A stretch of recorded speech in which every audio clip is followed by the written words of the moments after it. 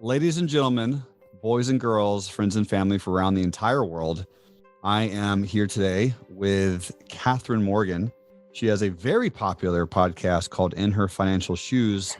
And as you can probably guess, that personal finance podcast is for women, including female entrepreneurs, to learn personal finance, money mindset, and practical money management tips. So we're going to be learning about budgeting, gaining financial confidence, learning how to invest, saving money, and managing money mindset and behaviors. I'm your guest, Jerremy Alexander Newsome. This is the Real Life Trading Podcast. So Kathryn, I love that you're focusing on women, and I feel like it's a massively underserved market. How did you get started in this? Yeah, great question. Thank you for having me here today, Jeremy. It's great to be here. How did I get into this space? So I've been a financial professional all of my life. Like I trained as a financial advisor in my 20s, but I had a terrible relationship with money. Like I knew all the practical things that there were around budgeting, investing, all of the practical stuff. And I wasn't following any of it myself. I lived in huge recurring debt, guilt, shame cycles. So you can imagine like the guilt and shame of being a financial advisor and then not actually following all that advice myself, right? And my whole journey was that as a woman, I didn't feel like I was actually allowed to even have wealth, like have money, be rich, have money, more money than my brothers and sisters or my parents. And it led me into this huge transformational experience of actually understanding that it's less about the practical side and very much more about the relationship that we have with money. And the relationship that we have with money is actually just the relationship we have with ourselves. The way that we treat money is very much a reflection of how we treat ourselves.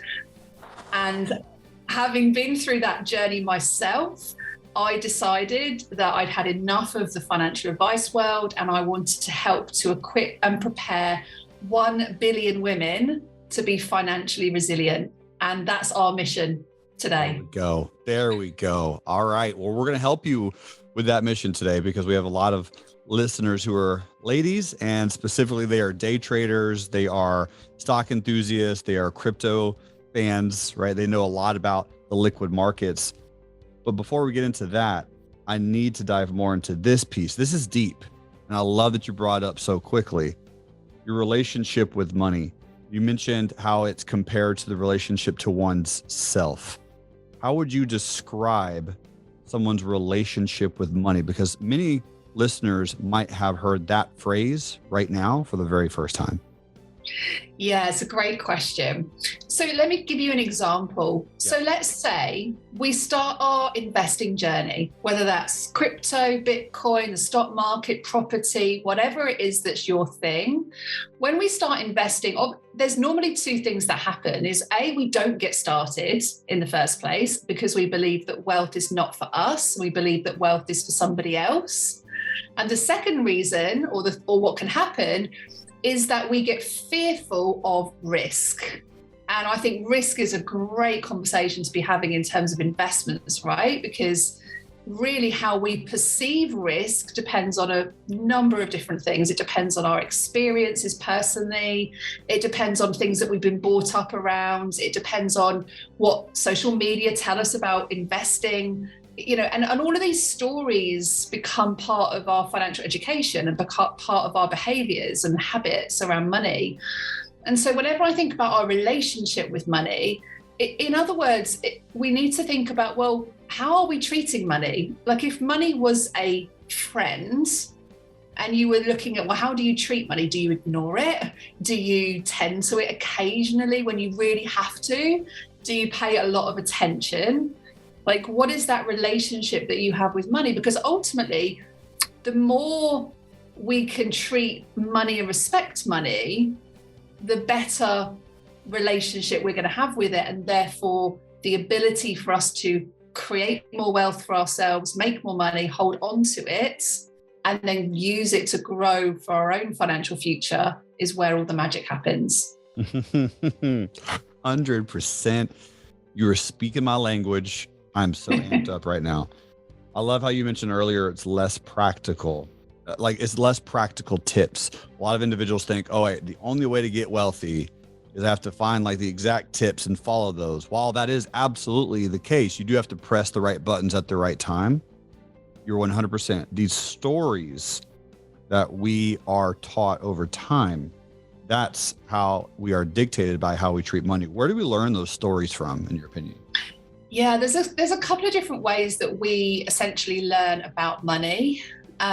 Predominantly, it comes from our upbringing, people that we have grown up around. So whether that's parents or main caregivers, but that kind of society, family, generational impact, if you like, is probably the biggest one.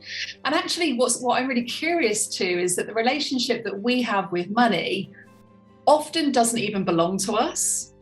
Like if you just think about that for a moment, how you treat money and the relationship you currently have, your habits, your beliefs, your behaviors, actually don't even belong to you because they've likely been passed down through the generations. And this is a really interesting subject around generational trauma and generational relationship with money patterns. And the example I always like to share here is that when I had this conversation with my mom about like her relationship with money and what she taught me about money, is that her relationship with money was very much about hoarding, like protecting. And that very much came from quite a scarcity relationship with money that she had because of two things. One was her generational patterns that have been passed down to her from her father. And two, because of personal experiences that she'd had being in a financial abusive situation where she felt that the only way that she could control money was to hoard it and hoard it in cash. So she wasn't investing because investing was too risky and, not for her, right? And what's interesting about that is that financial abuse that she experienced meant that she hoarded money. That was her natural behavior with money, to feel protected and to feel safe and secure around money, which all of us want to feel. And the other part of it was that her father, he was the main breadwinner growing up for her. And he actually was in the Japanese prisoner of war camps in the Second World War. He actually survived, came out weighing like 5.5 stone. And the relationship that he had with his body and money were quite interlinked because of his trauma experience. And that trauma experience alongside that relationship with money passed obviously down to his children, which was my mum. And that same belief passed down to me. So when I was growing up in my teenage years, I had a terrible relationship with my body. I had eating disorders all through my teenage years, and I used money as a way to make me feel better about myself. Like, imagine that, using money to make me feel better about myself. Like when you say it, it's like, well, that's not logical. And of course it wasn't. I would literally spend my money every month before I was even paid. I would earn really good money, but I would get rid of it as quickly as possible. And I would like fill my wardrobe of cash, of hanging clothes in my wardrobe that I just wouldn't wear because I felt so bad about my relationship with my body. And so I was giving a lot of my personal power away to money, hoping that it would make me feel better about myself. And so that's where I think most of our relationship with money comes from, is that generational pattern, which for many of us, our parents grew up during the war. Everything was about scarcity or lack of. And so, of course, the message there around money is going to be hoarding, protecting, keeping hold of things because it might run out or someone might take it away from them. And I always get really curious to clients around, what are some of those generational patterns that actually don't even belong to you, that you're using with money today that actually aren't serving you? Shoot. This is so good. Dang it. I think you're probably the first person I've ever heard to have a correlation and to bring up one's body image with one's money image and the link that's there. That is amazing insight. It's a big one. I mean, most of us have this, right? Many of us have, we're constantly on this lose weight cycle or get fit cycle or, improving our physical health. And there's a big link between our physical health and our financial health.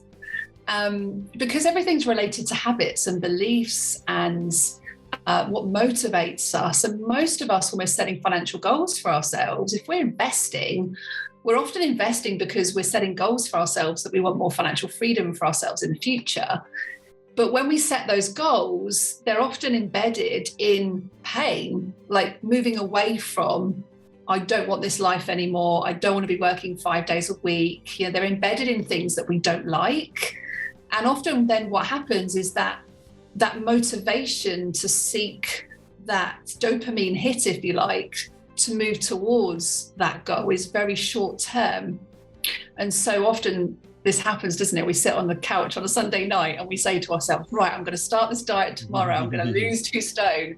We get this motivation to move away from the pain of being 2 stone overweight, but then we lose the pain and we lose the motivation. And so therefore we're left with, I need to put the weight back on again so I can get the motivation again to go at my goal again.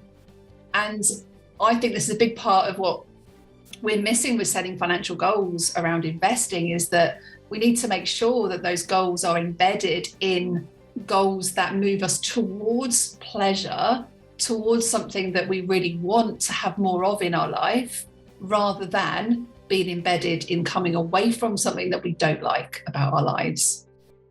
Amazing insight. That's remarkable. How do you change those beliefs then? Because we all have them. Yeah, well, the first step is awareness. So the first step is actually getting curious to, well, what beliefs do you have around money? If you were to give money a meaning, what would that be? That's the first stage, is to just bring some curiosity to what were those stories that you heard growing up around money? What did you hear? What did you observe? Maybe what did you not hear about money? And when you can bring some awareness to those stories and those narratives, the second stage then is about looking at, well, how is that supporting you? How is that relationship with money supporting you? So for many people, it's, I have to work hard to make money. And so therefore that belief keeps them stuck in burnout often, particularly if they're in their own businesses, or overworking for an employer and they don't get rewarded for it, but yet they continue to work because they have this belief that you have to work hard to be successful. We have to work hard to make money. We hear it at school, don't we, growing up? Mm-hmm. Work harder. Mm-hmm. So if that's the belief as an example there, how is that supporting you? And it will be supporting you in some way. It may be that you're a really good worker, like you throw a lot of your energy in, you're very committed to the growth of your career or your business. But then the next stage is, well, how is that sabotaging you? Like imagine you've got a coin in your hand and you're flipping that coin over. How is it supporting you on one side? And then how is it sabotaging you? And just those first 3 stages, the awareness, how is it supporting you? How is it sabotaging you? That on its own will just get you thinking differently when you start to make decisions around money. I love this. This is all I want to do all day long, is just talk about money and how we can use it and how we can update our belief systems and our knowledge and our tactics and our tools. Let's talk about some of those tactics and tools right now, because I do want to talk about some practical steps. So what are, from a pen to paper situation, what's something that women and or men can do to make those updates and changes? So I think in terms of your relationship with money, if you just ask yourself some of those simple questions about what are those core beliefs, and you can literally, it depends on whether you're visual or like kinesthetic or auditory in your learning. I think if you're visual, in order to understand some of your core beliefs, what you could do is like literally draw out your family tree. Like just grab a piece of paper, like draw a line and start to draw like little stick men or women around your family tree, and just start to think about, who brought the wealth in? What were some of the behaviours that you observed for each of those people in your family tree? And where it's not possible to perhaps have that conversation with somebody in your family tree, perhaps they've passed away or you've never known them, then just start to observe some of the early behaviours that you had around money, because that relationship with money starts at the age of 6. We've all established our relationship with money by the age of 6. And there's actually a bunch of research embedded in science that actually proves that this relationship with money can go even further back than that through these past generational beliefs. This is the work of Dr. Bruce Lipton, who talks about epigenetics and how the energy of money is actually carried through our DNA. And that's really curious to me. Like, I'm very much a believer in rooting things in fact and in science. So that's the first thing. Think about drawing a family tree, or just think about exploring what were those early patterns or relationships around money. And then the next practical step you can take around that is identifying, once you've got that story or that message, what's the core emotion that sits behind it? So is that fear? Is it guilt? Is it shame? Is it happiness? Is it joy? Is it possibility? Is it regret? Is it responsibility? Like, what's underneath that as the core emotion? And then we can start to think about separating that emotion from your sense of self. And that's the most important part. That's the key. Because that's the key, right? Yeah. Because when we say things like, I am bad with money, I am terrible at managing my investments, I am not capable of taking risks, these I am statements become a reflection of who we are. And when we can separate money from who we are as a human being, that is when our ability to receive wealth is magnified and our ability to take risks becomes much more comfortable. Yes. Because it's now not about us. Yeah. It's not about, it's not about the money. An external decision at that point. We're about to become best friends. I'm letting you know this in advance because there's so much goodness in what you just mentioned. Let's talk investing then, because you brought that up. When you're talking about risk and you're talking about that separation of self and self-awareness and our ego and how we feel about certain things. And once you make that separation, you can start making a little bit better of a judgment decision. What are your investing tips for women and men? It's such a curious question when people say, like, what are your investing tips? Because it depends on where you're at in your journey. Like, when I was in my 20s and in massive overspending cycles with significant debt, I had like 30, 40K on my credit card and store card balances. And I was investing at that time, but then I was pulling it all back out again. So I was investing by drip feeding it into the market every month, which is one of the things I always learn about investing, is to drip feed it into the market rather than investing all at once, because that helps to reduce and mitigate some of your risk. But I was then pulling it all out again, which was completely, just didn't make any sense. So I think the first tip is to understand which stage you're at. If you're in a place of financial instability, i.e. you're not able to pay your day-to-day living expenses, then investing is probably not at the top of your priorities at that moment. The priority there is to get into a place of financial stability and security. Mm-hmm. But once we're in that place of being able to meet our minimum sort of expenses for our lifestyle, then even if you have debts, I do think it's wise to start considering investing. And even if it's just like £1 a day, there's so much goodness in investing small amounts to have that compound impact of investing small amounts over time. And so one of the tips I always talk to women about in my community is just get started. Like, it doesn't matter, it doesn't have to be the perfect decision, but just getting started with just a small amount of money is a really good thing to do.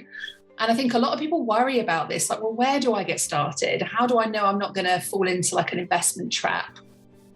And depending on where you are in the world, there are plenty of resources available where you can go and check out the firm that you're maybe interested in investing in, to make sure that you're not going to fall into those investment traps, right? Making sure that they're regulated and protected. But I also think that specifically around this, make sure that you're getting advice from someone who, has got some decent credentials. They're not just somebody who's turned up on, YouTube or TikTok talking about investing in some, weird stuff. You've got to make sure that you have a really good, concrete, foundational knowledge around investing. It doesn't have to be complicated. It doesn't have to be some of these sexy investment schemes that come up. I would always recommend to start really, really basic so that you can then add the sexy things in later, but have a really good core investment strategy and then layer the sexy things in after that. Yes. I'm going to bring up a semi-controversial topic because I feel like it's necessary and needed right now. I'm sure you have an opinion on this subject and I would love to hear it. Tell me your thoughts on salary differentiation between men and women. Since your clients, most of your focus is on women, how do we make that more agreeable across the board? Oh, good question. I think there's a lot to be said for the way that corporate organizations or employers define value from their employees, because I think what's happened, and certainly over in this country, is that that the balance of gender in terms of men and women in the workplace and the gender pay gaps, the gender investing gaps, all of those issues and challenges that we have. What I see very much is that it becomes like a tick box exercise. Like we need to have a woman on the board or on the committee, or we need to increase the number of women into the workforce. And I think there is definitely some element of truth in that. But I also think that employers need to look at how they can best support men and women. So I remember when I was working in corporate and I just had my first son, I wanted like flexi working and it wasn't allowed. It was just flat rightly declined. And that was 10 years ago. Things are different now. And I think also with COVID has forced employers to be a lot more flexible in their approach to supporting men and women, particularly around childcare issues and things like that.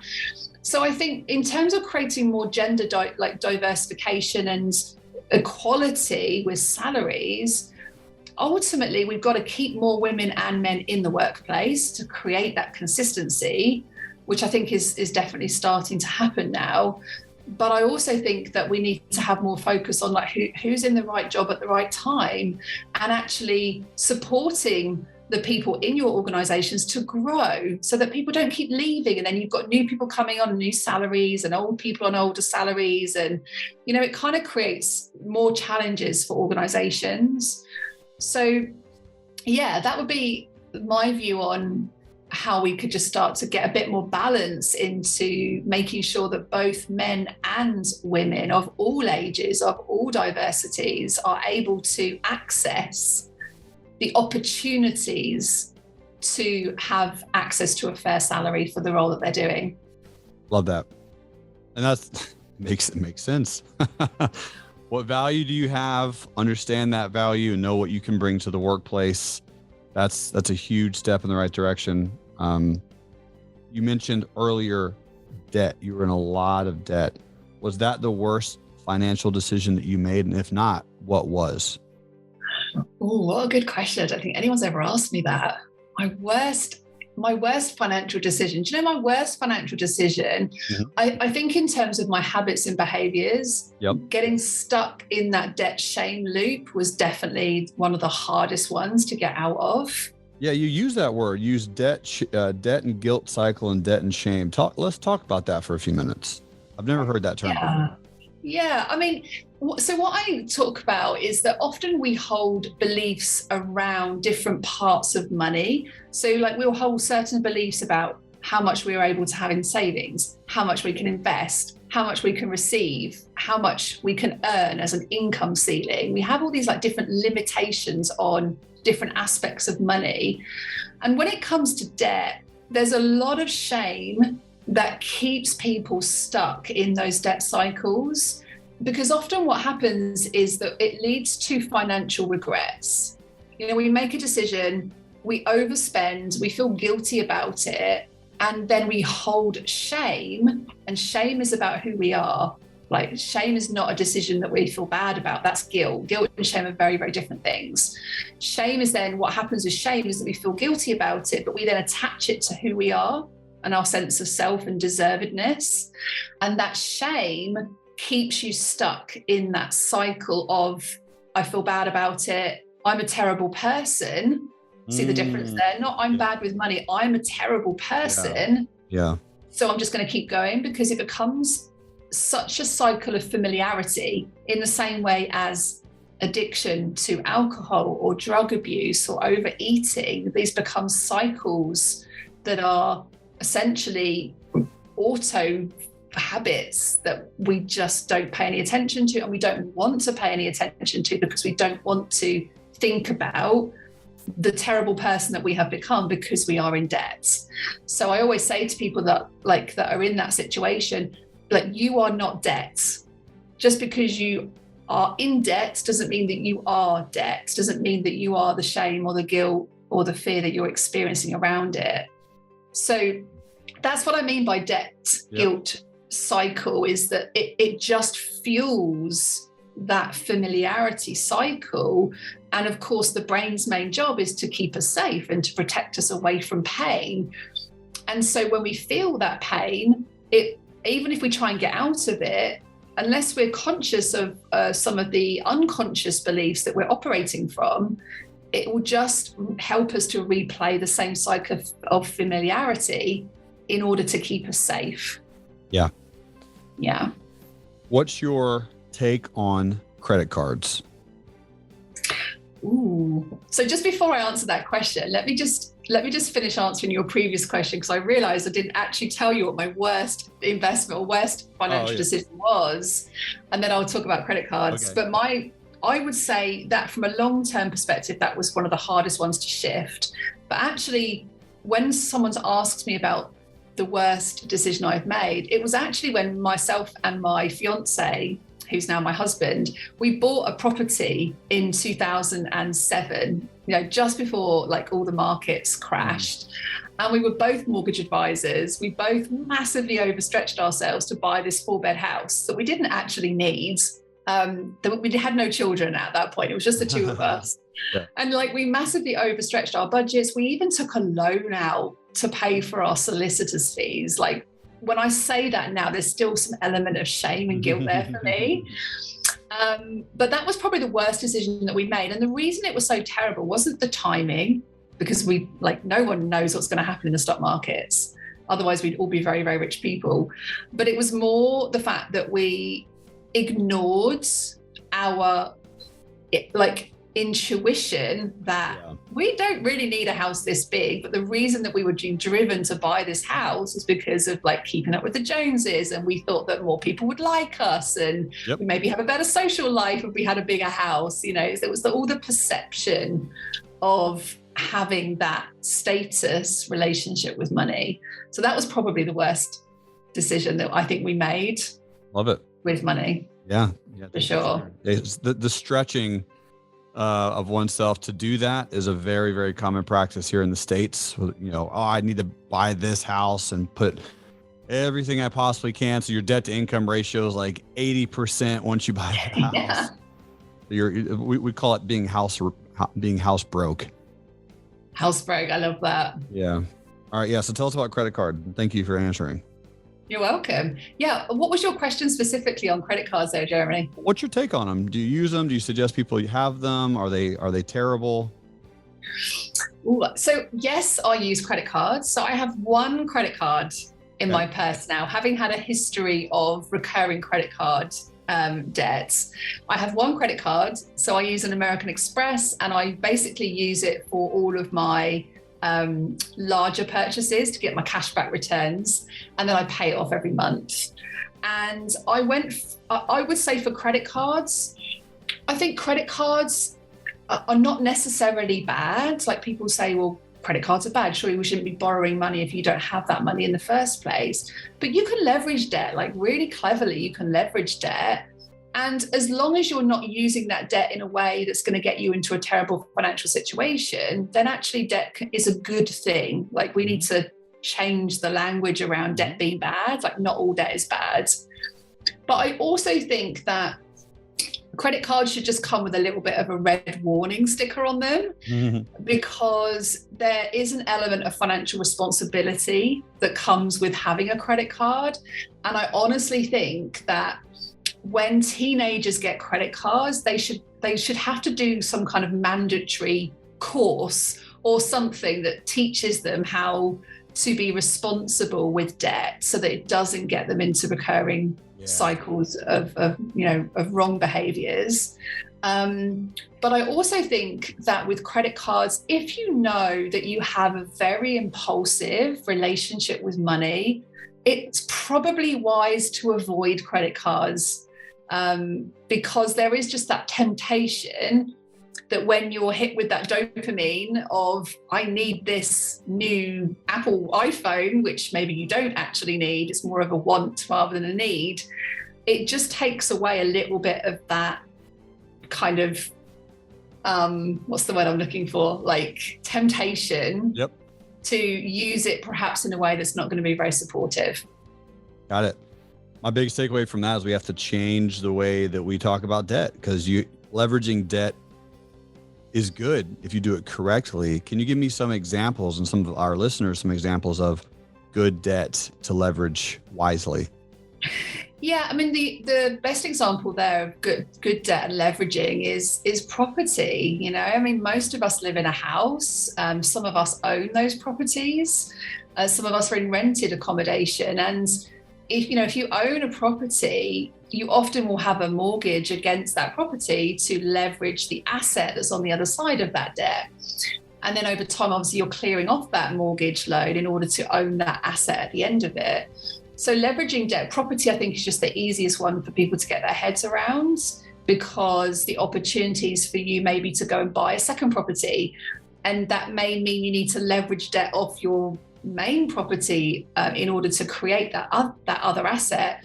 But the idea of wealth creation is very much about building assets that are then going to pay you an income, and ideally a passive or a semi-passive income, so that you're not relying on your time being involved against that asset. So I think that's where debt leveraging can come in very easily with property. You can also leverage debt with investments, but it tends to be quite a risky strategy and not one for the faint-hearted or not for a beginner. You know, investing and leveraging against debt is something that is very risky, and you would need to be in a position where you're way beyond basic financial security levels in order to offset that risk. But it just very much depends on the type of investment vehicle that you're investing in as to how to best leverage debt. But I just think property is a really good example of one that most people are familiar with. Yeah, super good example. I really like that term you just used, semi-passive income. You know, a lot of people love throwing around the term passive income, but it's like, it's not super passive. You know, generally, generally you have to pick up the phone call, you have to pick up the phone or talk to somebody or do something. I like that semi-passive income. Yeah, I mean, most income, even semi-passive income, isn't semi-passive. Like, you've got to create it up front. You've got to throw either time into it or content into something to leverage it at the other end. But semi-passive or recurring revenue, revenue models are really about just building an asset, which might be a physical asset like a property, or it might be a digital asset like a course or a membership or a program. And then you leverage your time freedom back by throwing in loads of energy and effort in there at the start, but then you can create, marketing funnels and have people purchasing that asset once you've created it, that then doesn't involve your time in delivering the actual delivery of the program. And those are, typically in the online space, ways that people do make considerable amounts of recurring revenue or semi-passive income, where they're not constantly exchanging their time for money. Yeah, love that. That is very, very good information. All right, 2 last questions. Who have been your biggest money mentors?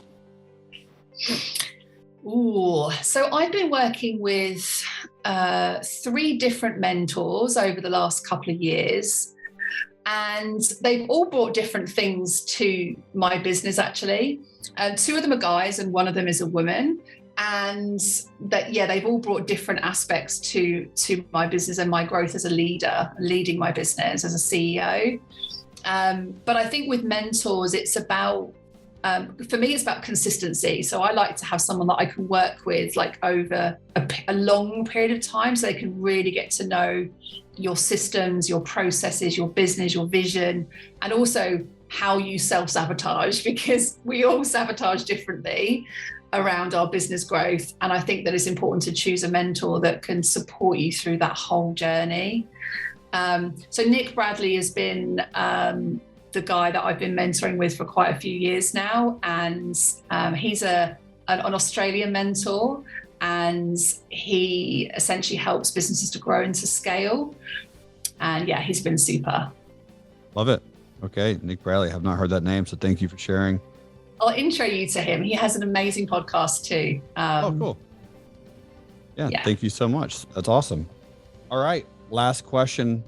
5 best skills for someone to have or to use to create exponential income. What would you think they would be? 5 skills for exponential income. I love that question. Okay, so the first one has got to be consistency. Because when we take strategies lightly, or we don't follow them through consistently, then we're more likely to fall into traps, or we're more likely to do things more spontaneously that don't really stick.